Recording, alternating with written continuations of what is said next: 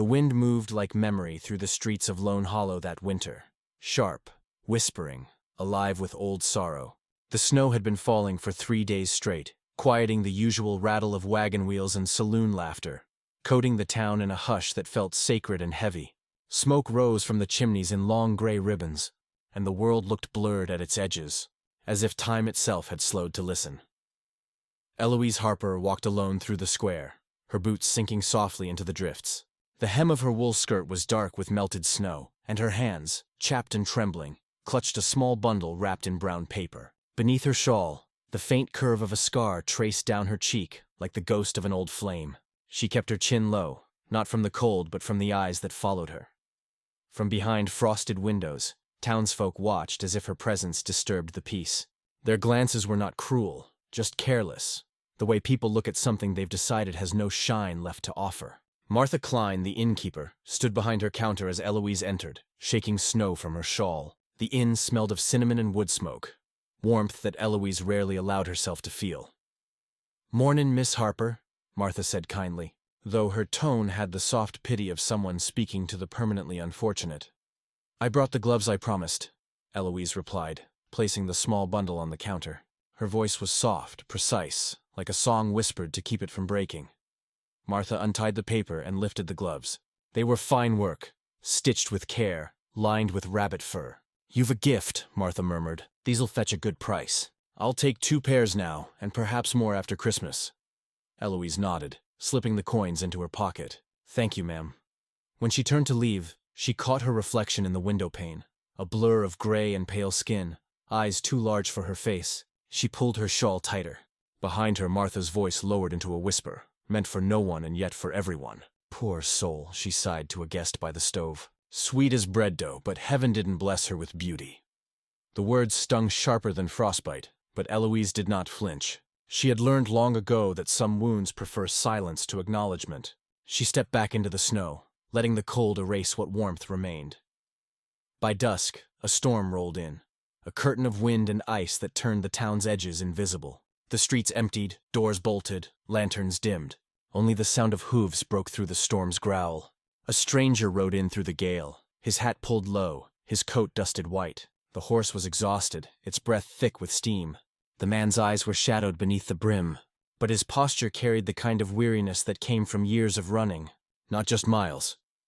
He stopped before the inn and dismounted slowly, leading his horse by the reins. When he pushed open the door, every conversation stopped.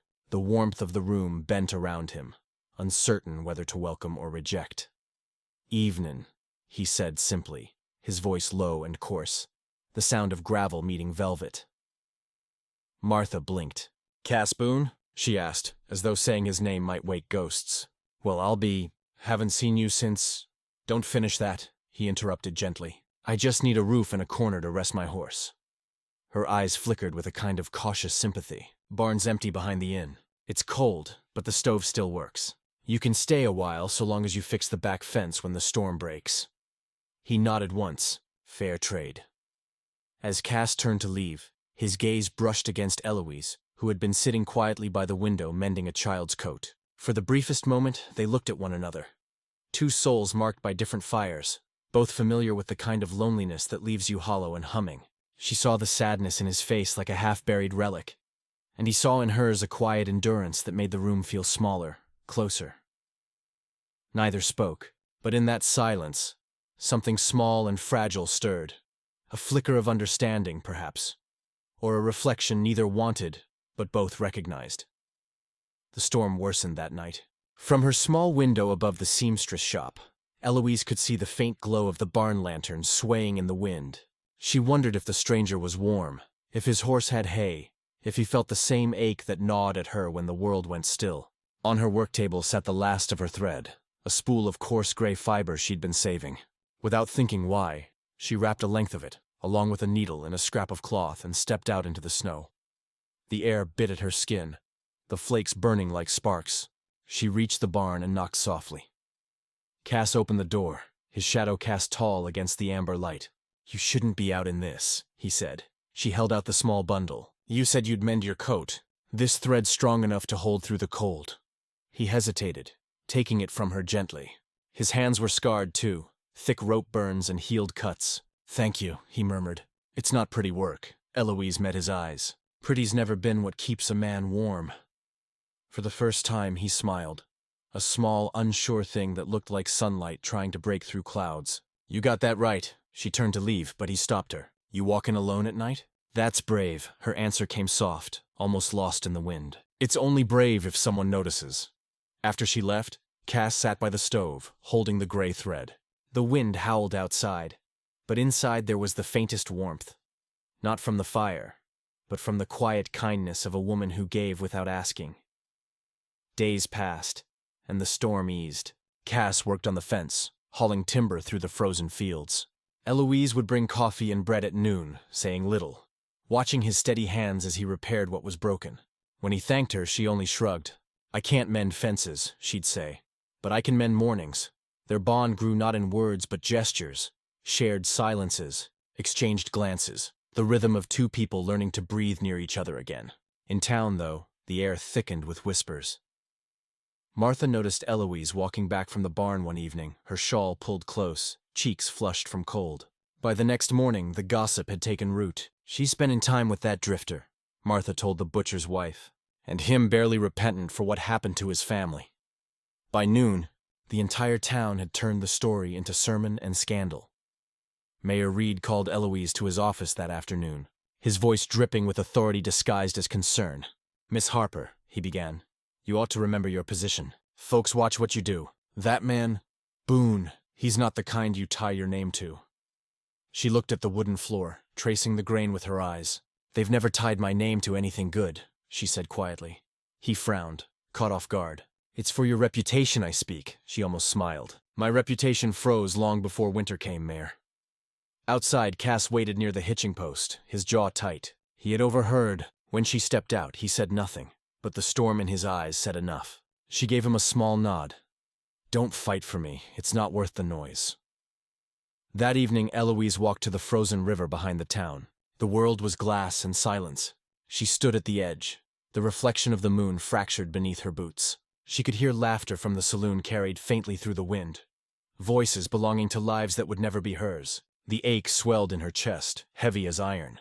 Cass found her there, drawn by instinct more than intention. He stood beside her without speaking, the cold between them sharp enough to carve truth. After a long while, she said it, the sentence she'd buried for years. "I'm not pretty." It wasn't a question. It was a confession, the kind that cost something to say aloud. Cass's breath hung in the air, visible in the moonlight. He didn't rush to answer.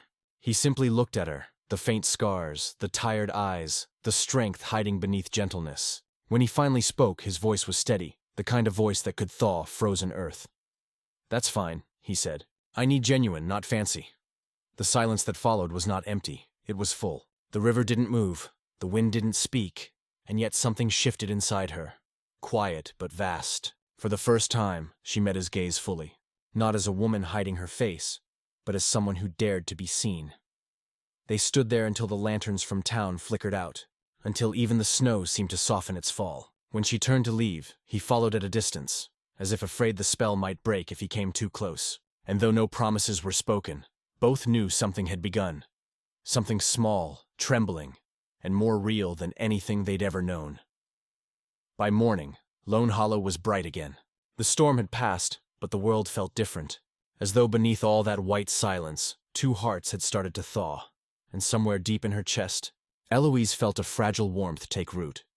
Like the first seed daring to grow through frost, still hidden, still delicate, but alive all the same. The days that followed moved gently, like the slow melt of snow under weak sunlight. Lone Hollow remained cloaked in white, but the cold felt different now, less cruel. More like a breath the town collectively held. The world had narrowed to simple things, the crackle of a hearth, the quiet rhythm of horses' hooves, the faint smell of smoke and wool. And somewhere in that softened silence, Eloise Harper began to feel the stir of something she'd long forgotten: belonging. Each morning she found small tokens left on her doorstep. A folded note reading, "Stay warm." A pouch of coffee beans, once even a wooden carving of a bird no bigger than her thumb. They were Cass Boone's way of speaking without words. She replied in kind, stitching his gloves, mending his torn saddlebag, leaving them by the barn door with no signature. Their connection grew not from conversation, but but from constancy, a quiet exchange of care between two people who had once believed they deserved none. In the long silence of winter, their gestures became a language. When Cass lifted his hat as she passed, she read it as gratitude. When she lingered by the barn to feed his horse, he saw it as forgiveness. They met eyes only briefly each time, but in those glances bloomed entire conversations, unspoken promises of safety, understanding, and something that might, in another life, be called love. The town watched and whispered. Martha Klein's voice led the current of gossip as naturally as wind moves through grass. She didn't mean harm, but words have a way of sharpening when they pass through too many mouths. By the end of January, Lone Hollow had woven its favorite story. That the plain seamstress had trapped the drifter with her pity. That they met by moonlight and sin. That winter had thawed more than the snow. Eloise heard it all, though no one spoke it to her face. Shame pressed against her chest like a second heart. Yet when she saw Cass from afar, repairing the fence, his breath rising like smoke, something inside her refused to bow. For the first time, she didn't lower her gaze. She let herself look. One evening, as dusk bled into indigo, Cass came to her shop. His boots left wet marks on the floorboards, and his hat dripped melted snow. "You hear what they're saying," he murmured, his voice taut with guilt. "I hear," she said simply. "I can leave. Wouldn't want to drag your name any lower than they already have." She threaded a needle without looking up. "They can't drag me anywhere I haven't already been." He hesitated. "Still, maybe I ought to go. You deserve peace." Her hand stilled. The lamplight caught the edge of her scar, turning it golden. "Peace isn't found by running," she said. "It's made by staying." He didn't answer, but the air between them felt charged, like the moment before snow breaks from a tree branch. He left without another word, though his shadow lingered long after. That night, the past returned to him in dreams, flames roaring through the fields of his ranch, the sound of his sister crying out, the image of his own drunken hands too slow to save her. Cass woke before dawn, trembling, sweat cold on his brow. He stepped into the snow, the silence of Lone Hollow pressing close. The memory had never left him. It had simply learned to sleep. When the sun rose, he found himself at Eloise's door. She opened it, her eyes soft but unreadable. He looked exhausted, hollowed out by confession yet desperate to spill it. "I ran from fire once," he said quietly. "Didn't run fast enough. My sister was inside. I should have been there. Folks said I left her, that I burned my own name. They weren't wrong." She said nothing at first, only studied the man before her. The rough beard, the cracked hands, the shame that had built its home in his eyes. Then she stepped aside, letting him in. "You can't outwalk guilt," she whispered. "It follows close, but sometimes it grows lighter when shared." He met her gaze then, something breaking open in his chest. "And you? What weight do you carry?" She touched her cheek, tracing the old burn beneath her fingers. "I was 5 when our house caught. My father saved my brothers, not me. He said later he thought I wasn't worth saving, that no man would look at me the same after. He was right for a time." Silence held them, but it wasn't empty. It pulsed with a kind of reverence, two ruined souls recognizing their matching edges. The bond between them changed after that. It was still quiet, but less fragile. Cass began helping her in the shop, repairing chairs, cutting firewood. When he smiled, it reached his eyes now, and Eloise found herself laughing softly at his dry humor. They shared bread, tea, and sometimes silence by the stove, each night an act of quiet defiance against the stories spun about them. Yet the town, ever hungry for its own righteousness, grew bolder. One afternoon, Martha found them walking together down Main Street. It was nothing scandalous, just two people carrying supplies, but to those who craved spectacle, it was enough. By evening, the tale had transformed again. Cass Boone had claimed the seamstress as his own. The mayor, prideful and pious, saw fit to intervene. He found Eloise at her shop, hands deep in fabric, and spoke with the air of a man performing virtue. "Miss Harper," he said, "it's not proper for a woman in your position to keep company with a man like that. He's damaged. You're inviting trouble." She met his eyes for the first time since she was a girl. "I am damaged too, Mayor Reed. Maybe that's why he feels like home." The mayor's mouth thinned. "You'll regret defying the town's decency." "I've lived on its mercy," she replied, "and that's regret enough." He left red-faced and muttering, and for the first time, Eloise felt no tremor of fear. The cold outside had softened.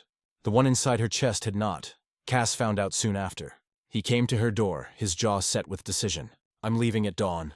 They'll never forgive you while I'm here." She froze. "You think I want their forgiveness? I think you deserve peace." Her voice cracked like thin ice. Peace won't come from absence, Cass. It comes from standing still long enough for the storm to pass. But he only shook his head, shoulders heavy with old habits of self-blame. Then you stand. I'll take the wind. He left before dawn, the storm returning with him. Snow tore through the valley, the wind screaming like grief. When Martha told Eloise that Boone had ridden out, she didn't think. She simply ran. Barefoot, coatless, her breath clouding in the air, she followed the faint trail through the blizzard. Branches whipped at her face, snow cut her vision, but she pressed on. She found him near the ridge, horse struggling against the wind. "Cass!" she shouted, her voice raw. He turned, disbelief flashing across his face. She stumbled toward him, hair soaked, eyes fierce. "You don't get to leave me too," she cried. He reached for her, steadying her. "You'll freeze out here!" "Then let's freeze together," she said. "At least then, I'll know what it means to stay."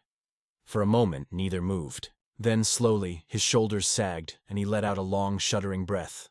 "They'll never forgive us, Eloise." "Then let's not ask for their forgiveness," she whispered. "Let's build something worth more." They turned back toward Lone Hollow, side by side through the storm. At dawn, the sky blushed pale pink, and the townsfolk woke to see them walking down Main Street, hands clasped, snow melting around their boots. No one spoke. Even the wind seemed to bow. Later that day, a shout split the quiet. Martha's boy had gone missing. The barn roof had collapsed under the snow. Cass ran before anyone else could move. Eloise followed close behind, skirts heavy with slush. Together they dug through the ruin, Cass's voice hoarse as he called the boy's name. When they found him, trapped but breathing, Cass lifted him into his arms, carrying him toward the light. The town watched as he laid the child down, his own breath ragged, his coat torn. Martha wept, clutching her son, and the silence that followed was no longer judgment. It was reverence. That night, the wind died. For the first time in months, stars pierced the sky. Cass and Eloise sat outside the shop, the world around them glowing with quiet forgiveness. Neither spoke. There was nothing left to say. The town's gossip had turned into gratitude, their shame into grace. Eloise looked at her hands, the ones she'd once hidden. They trembled still, but now they carried warmth. "Do you think they'll forget?" she asked softly. Cass shook his head. "They don't have to. We just have to live louder than their memory." The snow glittered faintly, the sound of distant laughter drifting through the night. The town had not changed, but she had, and that was enough. An old voice might say later that this was how winter ended in Lone Hollow. Not with thaw, but with two souls learning the shape of endurance. That love, when quiet and genuine, could heal what fire once ruined. And if you listen closely to that wind that moves between the old buildings, you might still hear it, the soft echo of a woman's whisper and a cowboy's reply. Proof that even in a world that worshipped beauty, the truest hearts found each other in the cold. So if you've ever been told you are not enough, not lovely, not deserving, remember their story. Warmth doesn't come from what the world praises. It comes from what endures when the snow keeps falling. And if you'd like to hear more tales like this, about hearts that heal slower, but stronger, subscribe and let the Wild West remind you. Sometimes, the bravest love is the quiet kind.